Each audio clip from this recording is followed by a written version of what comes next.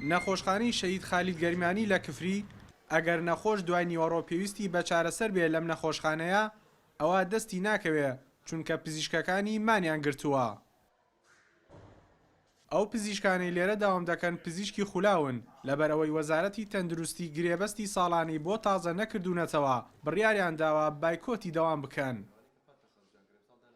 ئاشکرا بایکۆتی ئەو پزیشکە مقیم دەوری واتە نیشتەجێ خولاو بەهۆی دانەمەزراندنیانەوە یاخود نەکردنەوەی گرێبەستەکانیانەوە بایکۆتی داوامیان کردەوە داوام ناکەن لە بەشەکانی فریاکەوتن نەوەکو لە کفری لە کەلاریش تەنانەت و ئەو شوێنانەی تر قەزاونەخەکان داواکاریانەوەیە کە دابمەزانە یاخود گرێبەستەکانە بۆ نوێ بکرێتەوە. لەم ڕۆژانەدا لە کفری و دەوروبەری ژمارەی نەخۆش زیاتر لە جارانە ئەگەر نەخۆشخانەی گشتی و ئەو مەڵبەندە تەندروستی هەیەی نەبێ ئەوە نەخۆش پەکی دەکەوێت چونکە نەخۆشخانەی ئەهلی لێ نییە.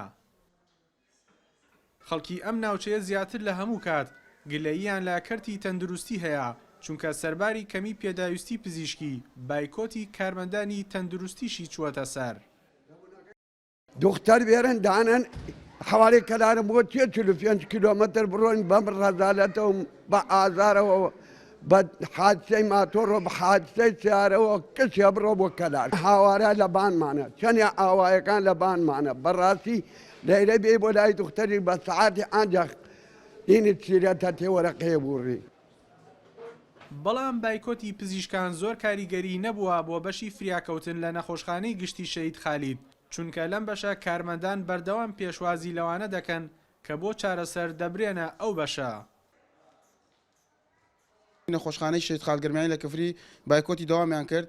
ئێمە وەکو کارمەندانی تەندروستی مەسئولیاتێکی گەورە و ئەرکێکی گەورە کەوێتە سەرشانی ئێمە لەو ڕۆژەوەی ئەوان بایکۆتی داوامیان کرد و ئێمە هەرچی توانامان نەبووە خزمەتی نەخۆشمان کردووە بەڵام من لێرەوە داواکارم لە وەزارەتی تەندروستی و بەڕێوەبەراتی تەندروستی گەرمیان بە زووترین کات ئەو کێشەیەمان بۆ چارەسەرکەن. لەلایەکی ترەوە ماوەی 4 ڕۆژە هیچ پزیشکێکی مقیم لە بەشەکانی فریاکەوتن و منداڵبوون لە نەخۆشخانەکانی شارە زوور دەوام ناکەن لە بری ئەوان کارمەندانی تەندروستی ئەرکەکانیان ڕادەپەڕێنن. ئەو نەخۆشخانەی کە پێویستیان بەمانەوە و راپۆرتی پزیشکی هەبێ ڕەوانەی نەخۆشخانەکانی سلێمانی دەکرێت. هەڵبەتە وەک هەموو لە ئاگادارە لە بەرواری یەکی یەکەوانێ ئەو دکتۆرانی کە بە دکتۆری تەواوی ناسراون یاخۆ بڵین مقیمن لە هیچ خەسەخانەیەکان نەماون لە ئەم کێشەیە بەس ئەوە نییە بەس قەزایەمی گرپێتەوانێ و ئەتوان بڵم تەواوی کوردستانە. گرفتی گەورەی ئەو ناوچانەی پزیشکان بایکۆتیان کردووە هەر ئەوە نییە کە بە خێرایی دەستیان ناگات بە چارەسەری پزیشکی بەڵکو ڕێگای دوور و پڕمەترسی ئەگەر ببڕن بەرەو سلێمانی ژیانیان دەخاتە مەترسیەوە. ئارام بەختیارێن ئارتی کفری.